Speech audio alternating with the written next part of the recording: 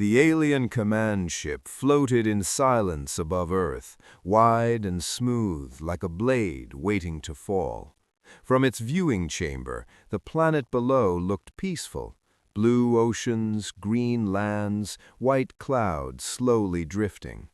To the Velt commander, it was not a home, it was a prize. She stood tall, her movements calm and graceful. Her species had conquered many worlds without firing a single weapon.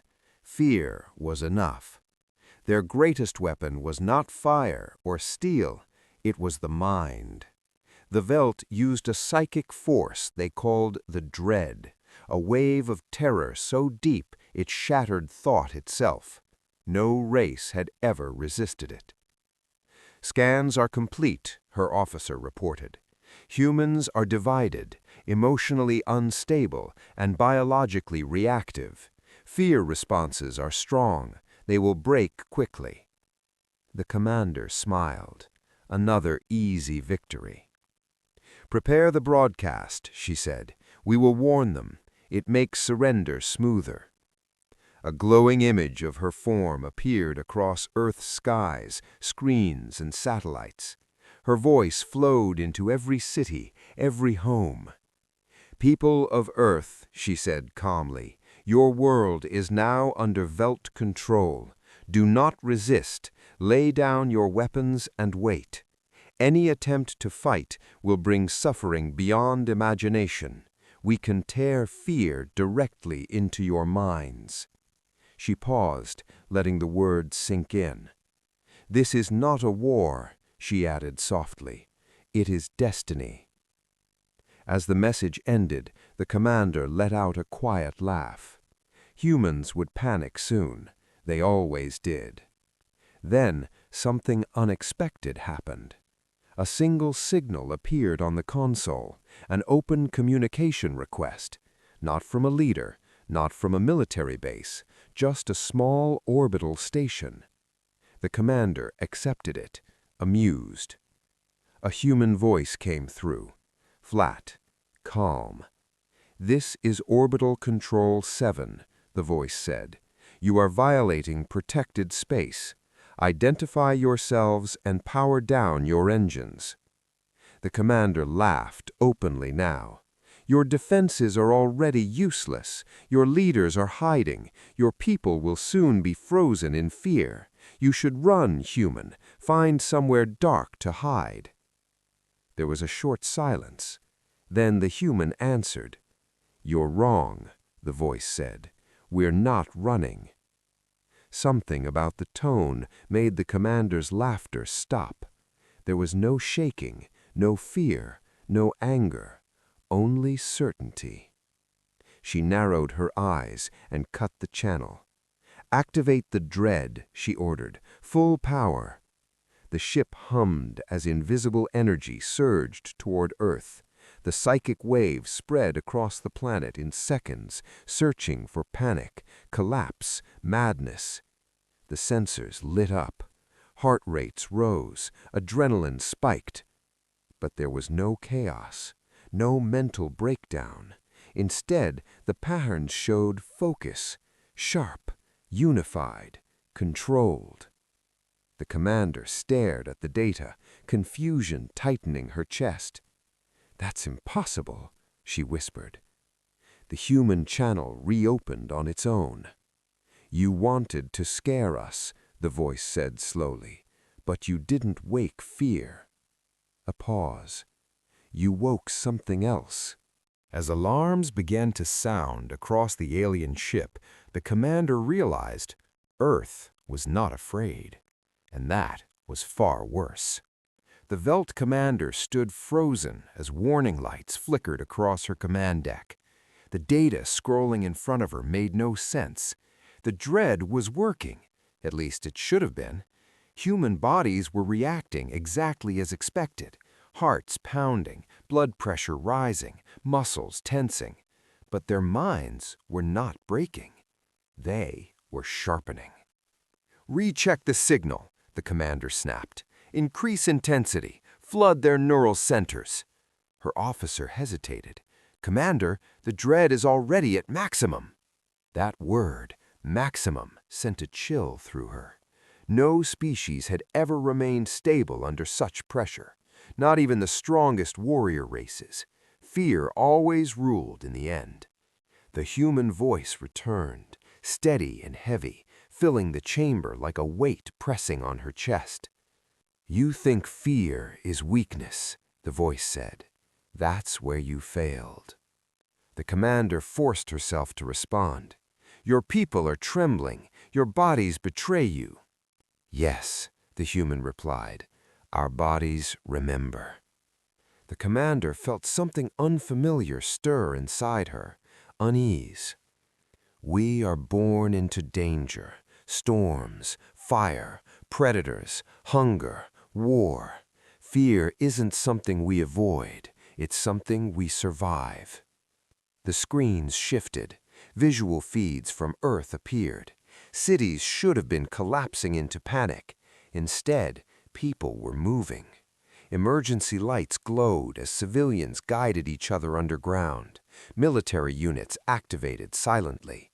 Hidden bunkers opened. Long-forgotten systems powered up with deep mechanical roars. Faces appeared on screen, not screaming, not crying, focused, angry, determined. "For thousands of years," the human voice said, "we've carried something inside us, something violent, something ancient." The commander felt her breathing quicken. "We built laws to restrain it, rules, morals, societies. We told ourselves to be calm, to be peaceful, to be civilized." A pause. "You didn't frighten us," the human said quietly. "We unlocked the cage."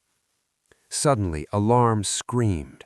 A Velt scout ship vanished from the tactical display, gone in a flash of raw force. A projectile, dense and fast, tore straight through it. No energy signature, no warning. "Identify the weapon!" the commander shouted.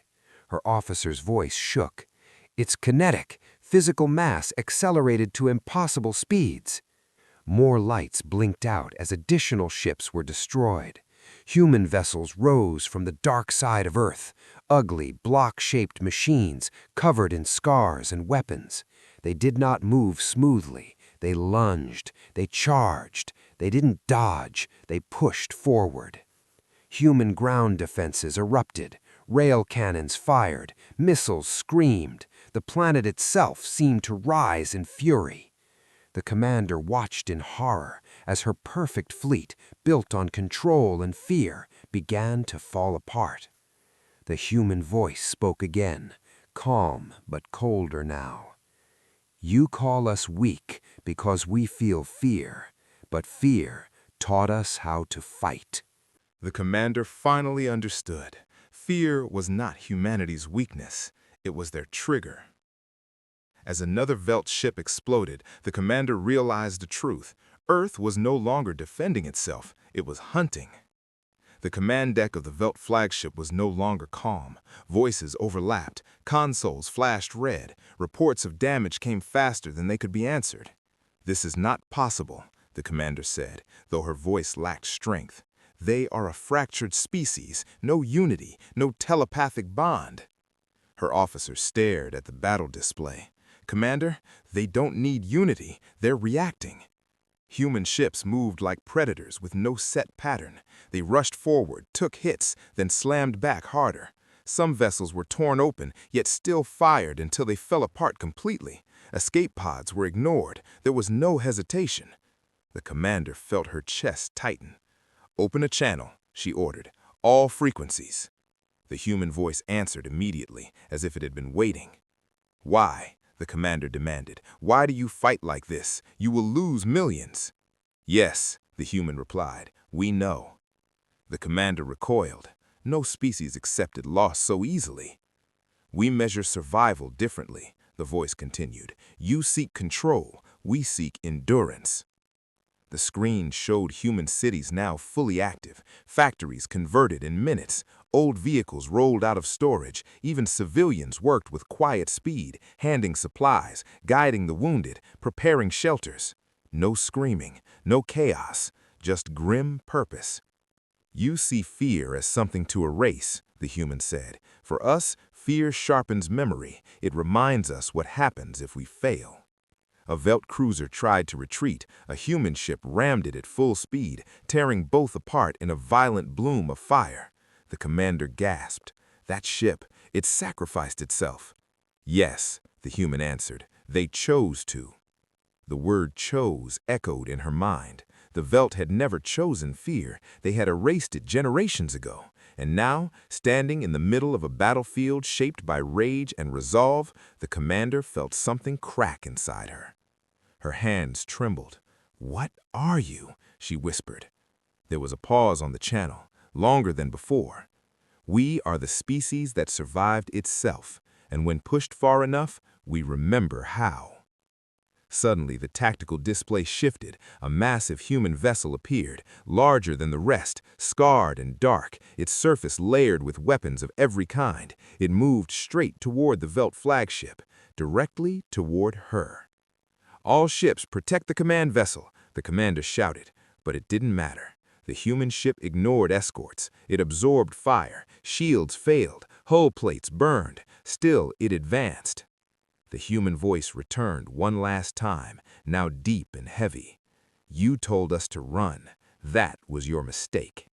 The commander stared at the approaching silhouette, feeling true fear for the first time in her life. As the human ship blocked the stars themselves, the commander understood this was no invasion anymore. It was a reckoning. The massive human ship moved closer, filling the Velt commander's main viewport. It was not elegant. Its surface was burned, uneven and scarred, like something that had survived too many wars to care about beauty. Weapon ports glowed faintly, charging without haste. The commander felt her legs weaken. "All power to shields," she ordered. "Prepare emergency jump." Her officer hesitated. "Commander, the jump point is blocked." The human ship had positioned itself perfectly, between the Velt flagship and escape. The human voice returned, quieter now, almost calm. "You took fear from your people," it said. "You thought that made you strong." The commander swallowed. Her species had erased fear long ago. It was inefficient, disorderly. Fear caused hesitation. Fear caused mistakes. But now, as explosions echoed through her ship, she understood something she never had before. Fear also warned. "We removed fear to become superior," she replied, forcing strength into her voice. "Yes," the human said, "and you removed your instinct to stop." Another Velt ship broke apart nearby, torn open by a storm of human fire. The battlefield was no longer scattered, it was controlled by humans. "You don't feel it, do you?" the voice continued. "That moment when your body tells you something is wrong, when survival screams louder than pride." The commander's hands were shaking openly now. For the first time, she felt small. "All vessels," she ordered, voice breaking, "fall back and regroup." Only static answered. Her fleet was gone. She looked again at Earth on the distant screen. Fires burned in some places, but the planet still stood. Humans had not collapsed, they had hardened. The human voice softened just slightly. "We fear what we might become," it said. "That's why we lock it away. That's why we pretend to be gentle." A pause. "But when someone threatens our home, our children, our future," the human ship's weapons fully charged, humming with deadly energy, "we stop pretending." The commander closed her eyes for a brief moment. In that darkness, she felt something her species had erased so long ago it had no word for it. Regret. "We misjudged you," she whispered. "Yes, you misjudged fear." The commander opened her eyes as the human ship moved even closer, blotting out the nearby star. Its shadow swallowed the Velt flagship completely. She finally understood. Fear was not a weakness. Fear was a teacher, and she had ignored every lesson. As the human ship's weapons began to fire, the commander realized the cruel truth. Some monsters are not born, they are unleashed. The first human weapons fired. There was no warning beam, no graceful energy arc, just raw force. Massive shells ripped through space, striking the Velt flagship with violent impact. The ship shook hard. Panels burst. Gravity failed for a moment, throwing officers to the floor. "Damage report," the commander shouted. Her officers struggled to stand. "Shields are collapsing. Hull breaches on 5 decks. We're losing control." The commander gripped the edge of her console. Her perfect ship, built to intimidate entire worlds, was being torn apart by something crude, heavy, and unstoppable. The human ship kept advancing. "You still think this is about winning," the human voice said calmly. "It's not." Another strike hit. The viewport cracked, spiderweb lines spreading across it. "This is about stopping you," the voice continued, "so you never do this again." The commander's breathing was fast now. Every instinct screamed at her to flee, to hide, to survive. But there was nowhere to go. The jump drives were damaged. The fleet was gone. The human ship controlled the space around her like a closing fist. "You could have left," the human said. "You could have watched from a distance. You chose fear as a weapon." The commander lowered herself into her chair. Pride no longer mattered. "What do you want?" she asked quietly. There was silence on the channel for a moment. "We want you to understand, so you can warn the others." Another impact shook the ship. Systems failed one by one. The lights dimmed, bathing the bridge in red emergency glow. The commander looked at her crew, once fearless, now terrified. She saw it in their eyes. Fear, real fear, and with it came clarity. "You are not ruled by fear. You are guided by it." Yes, fear tells us what we must protect. Outside, human ships swarmed like shadows, controlling every path, every escape. Earth's gravity wells were fortified, long-range weapons locked in place. This was not chaos. This was preparation.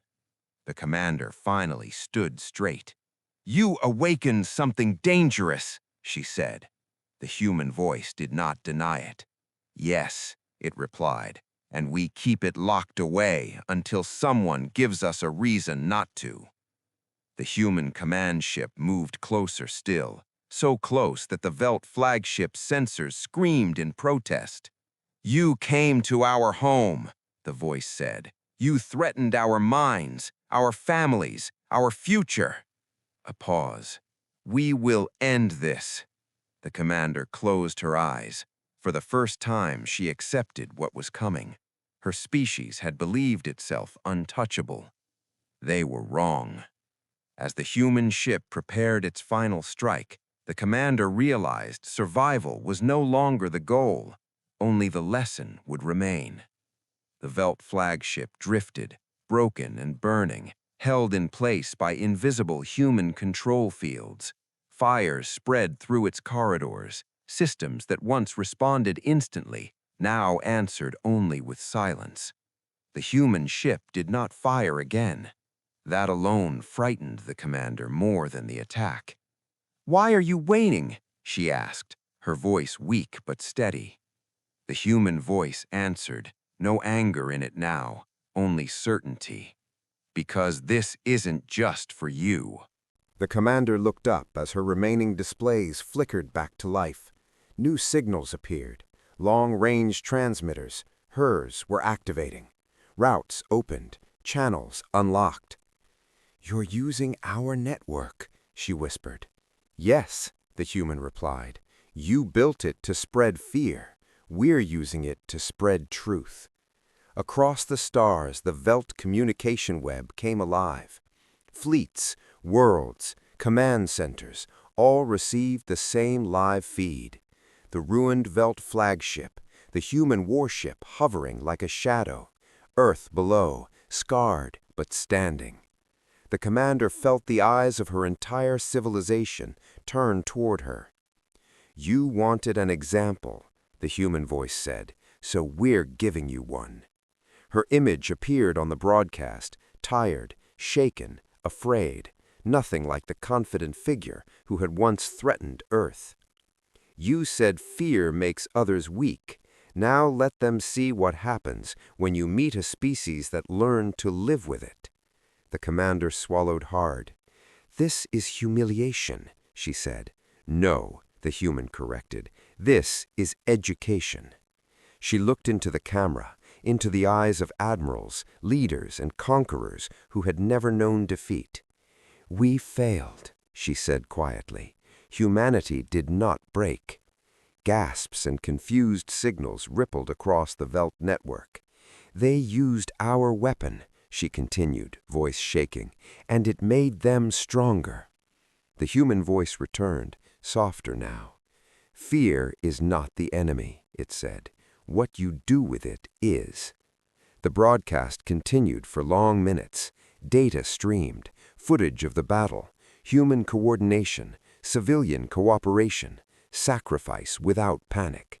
The myth of human weakness shattered in real time. The commander felt something heavy lift from her chest, not relief, acceptance. "What happens now?" she asked. "That depends on whether your people learn." Silence followed. Then, slowly, human ships began to pull back, not retreating, but creating space. The blockade loosened just enough. The commander noticed it immediately. "You're letting us go." "Yes," the human said, "to carry the warning." She closed her eyes. "You could destroy us," she said. "Yes," the voice agreed, but then no one would listen. The commander bowed her head, not in defeat, but in understanding. "You have changed the balance of the galaxy," she said. "No," the human replied. "You did. We just responded." As the human ships faded into defensive positions around Earth, the broadcast ended. Across the stars, fear spread, not of humans, but of awakening them. As the damaged flagship limped away, one truth echoed across the galaxy. Earth was no longer prey. It was a line no one dared cross again. Earth was quiet again. Not peaceful, quiet in the way a battlefield becomes silent after the fighting stops. Smoke drifted above cities. Ships returned to hidden docks. Emergency crews worked without panic, without celebration. Humanity had survived. But survival came with a cost. In underground command centers and reinforced halls, leaders watched the same recordings over and over. The moment fear had turned into focus. The moment restraint had cracked. No one cheered. They saw the truth clearly now. "We can't pretend this didn't happen," one commander said softly. "They've seen us." "Yes," another replied, "and so have we." Across Earth, people felt it too. Parents held children a little tighter. Veterans stared at the sky. Scientists reviewed data with shaking hands. The monster had awakened, and it had listened. In distant systems, the effect was immediate. Velt fleets pulled back from contested worlds. Conquered species were quietly released. Defensive alliances formed overnight, not against humans, but to avoid ever facing them. Whispers spread through alien councils. "Do not threaten Earth. Do not corner humans. Do not awaken what they hide." The story grew larger with every retelling. They said humans did not fight like soldiers. They fought like survivors. On the damaged Velt flagship, the commander watched the galaxy respond. Reports came in faster than she could read them. Withdrawals, ceasefires, silence. Fear, real fear, had finally found her people. "You gave them a legend," she said quietly, staring at the stars. The human voice answered one last time, now distant, transmitted across light years. "We didn't want a legend," it said. "We wanted to go home." Earth's defenses returned to standby. Weapons were sealed, systems shut down. Slowly, carefully, humanity pushed the monster back into the dark corners of its mind, locked away again, but not forgotten. A young officer spoke up in the human command center. "What if they come back?" The room went silent. Then the answer came. "Then we'll remember who we are." Above Earth, the stars shone as they always had, but now, somewhere among them, fear traveled quietly, attached to a single thought shared by countless civilizations. Do not make humans afraid, because fear was not their end. It was their beginning. As the galaxy learned to fear awakening humanity, Earth faced a harder question. Could they live with what they now knew about themselves? Earth did not celebrate its survival. There were no parades, no victory songs, no speeches about dominance. Instead, there were meetings, long, quiet meetings filled with difficult questions. Human leaders, scientists, soldiers, and philosophers gathered across continents. Some spoke of strength, others spoke of fear.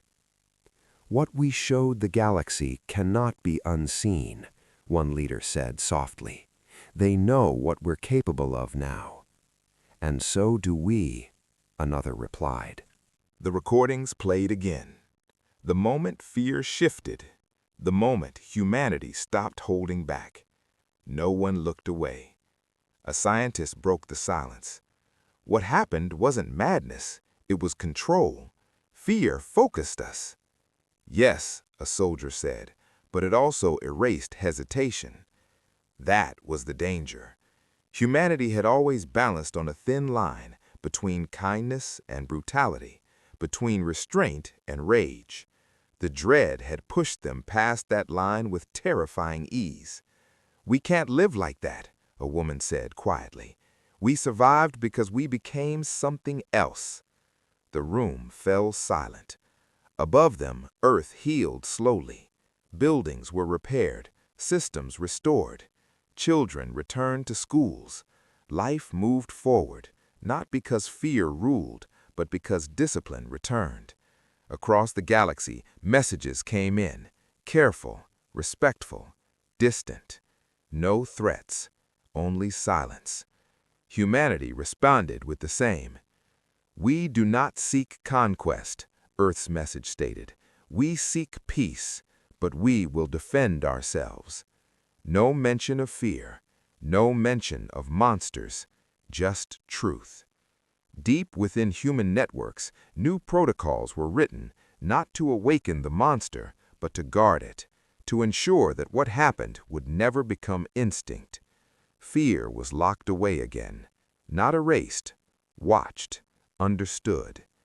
The human commander stood alone later looking at the stars. Somewhere out there, entire civilizations now measured their actions carefully, because of one moment, because of one warning ignored. "We didn't win," the commander whispered. "We survived ourselves." A message arrived from the Velt commander. Simple, honest. "We will remember." The human closed the channel and turned away from the window. Peace was fragile, but it was chosen. As Earth returned to silence, one final truth remained. The monster was sleeping, not gone, and the galaxy was holding its breath.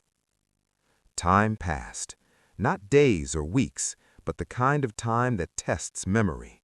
Across the galaxy, borders shifted quietly. Fleets changed course long before reaching human space. Plans were rewritten, invasion doctrines erased. Earth was no longer discussed as a target, it was discussed as a warning. On distant worlds, leaders spoke carefully to their people. Stories of humanity spread, often exaggerated, sometimes wrong, but always cautious. Humans were no longer seen as weak or chaotic. They were seen as controlled danger. And Earth felt that weight every single day. Satellites watched the stars. Deep space sensors listened for disturbances. Not because humanity expected an attack, but because it understood itself better now. Fear had a shape, it had a trigger, and it had a cost. In human cities, life continued. People laughed again, children played, music filled the air. But beneath it all was awareness, a shared understanding that something fragile had been tested and barely held. The human commander stood before a council one final time. "We must never forget," she said, "what fear can turn us into." A voice answered from the shadows, "And what it can save us from." That was the balance. Not denial, not surrender, control. Far away, aboard a slowly repaired Velt vessel, the former commander watched Earth's star fade behind her. She had not slept much since the battle. Fear had not left her people. It had educated them. "They are not monsters," one of her officers said quietly. "They chose not to be."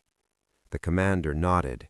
"That choice," she replied, "is what makes them terrifying." A final report arrived from deep space. No hostile movements, no threats, only distance. The galaxy had learned. Earth had been pushed to the edge and had stepped back. The monster remained locked away, bound by memory, discipline, and choice.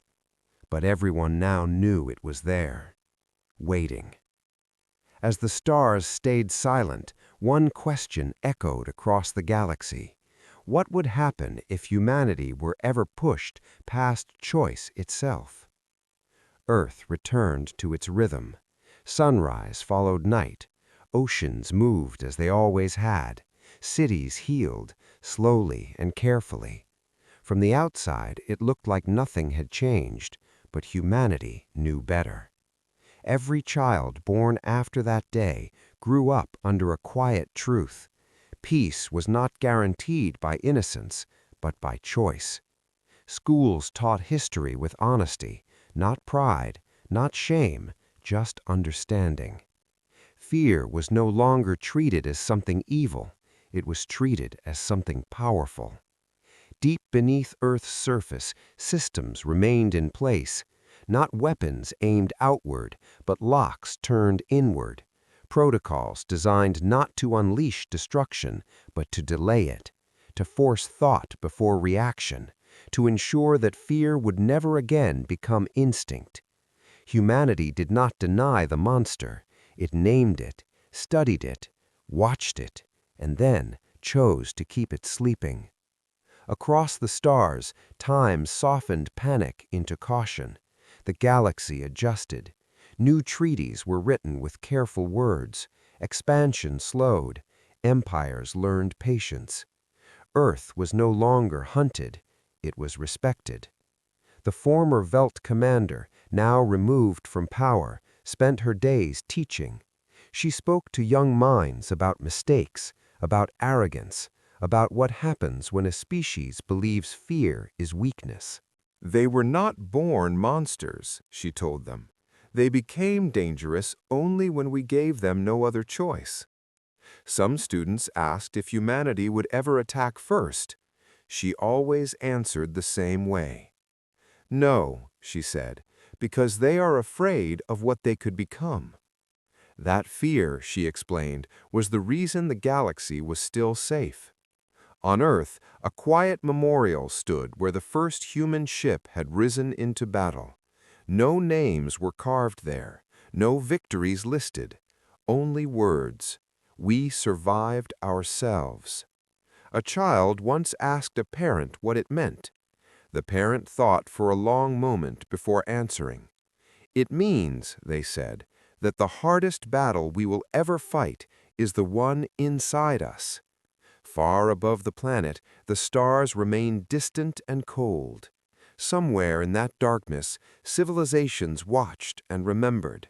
They remembered the warning, not the weapons, not the ships, not the destruction, but the restraint.